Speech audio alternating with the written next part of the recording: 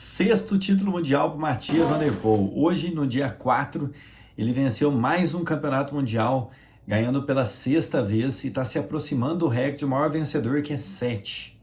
Pós-prova, numa entrevista, ele até declarou que talvez a maior motivação dele para continuar correndo ciclocross seja bater essa meta. E olha que, se tratando do míssil Mathieu van der Poel, a gente deve acreditar, né? E lembrando bem que o Mathieu está acumulando 2 camisas. Ele está atualmente com a camisa de campeão mundial de estrada e agora com a camisa de campeão mundial de ciclocross. Para muitos, não é novidade falar que ele ganhou o campeonato mundial esse ano, porque ele disputou 14 provas, venceu 13, e a única prova que ele perdeu, que ele não ganhou, foi que ele bateu numa pilastra na última volta, ali liderando a prova. Hoje, na prova, Mathieu van der Poel já largou na primeira fila.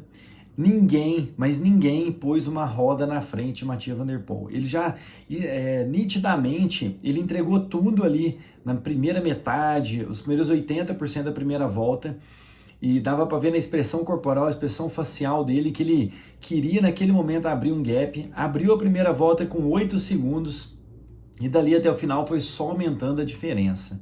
Numa entrevista no final, ele diz que procurou ser cauteloso para evitar uma queda desnecessária e até mesmo um furo de pneu. E na última volta ficou bem claro que ele estava lá com mais de 40 segundos e terminou com um gap pequenininho em relação ao segundo colocado, que ele nitidamente viu que talvez já tinha ganho e acabou reduzindo a intensidade ali para evitar correr risco.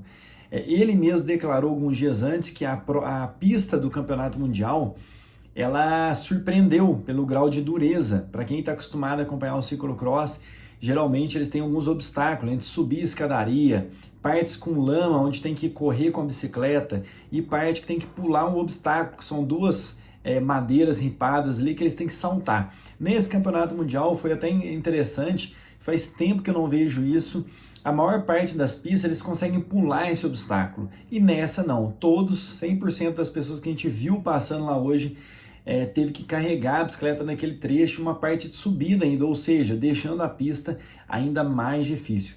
Por incrível que pareça, no final da prova, perguntaram para o Mathieu numa entrevista se foi o campeonato mundial mais fácil que ele correu.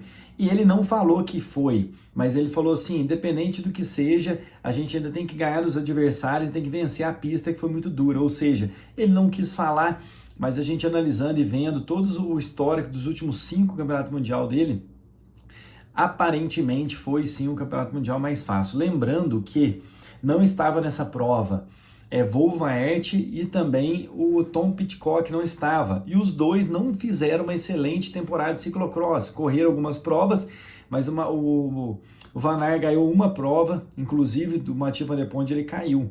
Então, ou seja, muita gente pode falar que por isso que ele ganhou e tal, mas ele foi superior a temporada inteira. E outro detalhe, muito se comenta sobre o ciclocross e os corredores de estrada, que os corredores de estrada nessa época de inverno, eles migram um pouquinho para o ciclocross para fazer uma pré-temporada. E às vezes eles vão em alguma prova isolada, aonde os atletas que são específicos do ciclocross estão cansados, fadigados pela sequência de prova. Aí por isso que os caras ganham. No caso, esse ano do Mathieu van der Poel, ele correu várias provas. Então ele está... agora foi a 13ª vitória dele.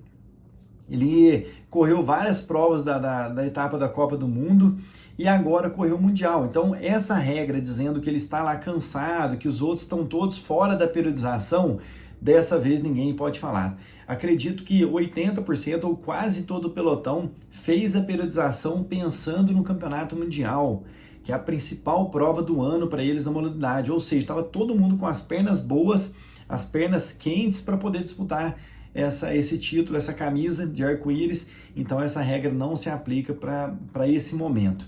Agora, o grande desafio de Mathieu van der Poel é o que todo mundo está se perguntando: será que ele está muito forte, muito cedo?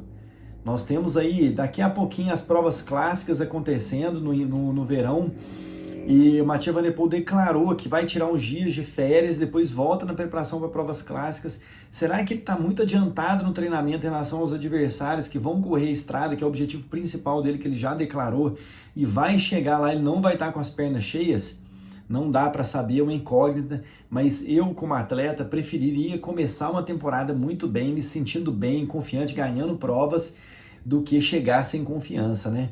Eu espero realmente que Mathieu Van Der Poel consiga fazer essa transição dessas mini folga aí para as provas clássicas, que é a principal dele, e ele também nessa entrevista final ele declarou que os objetivos principais dele estão no ciclismo de estrada. Ele até falou sobre o mountain bike, que ele gosta do mountain bike, ele não falou que não, então esperamos ver ele também no XCO, mas ele disse que é estrada, e pelo que a gente viu ano passado, ele batendo Paris-Roubaix e outras provas clássicas, eu acredito que ele vai com força para essas, e quem sabe a gente vê outro show no Paris-Roubaix e outro embate com o Van Aert, né? Que a Van Aert ficou muito frustrado com o furo de pneu. Espero que isso aconteça. Para quem gosta de ver boas disputas, fique ligado nas provas de estrada, que esse ano promete muito. Qual é a sua opinião sobre o Mathieu Van Der Poel? Será que ele está muito cedo, muito forte, muito cedo? Ou não? Está tudo fazendo parte de um contexto, ele vai andar bem nas grandes voltas. Deixa aí nos comentários. Se você não segue, segue o canal, dá um joinha aí que ajuda a gente a divulgar o esporte.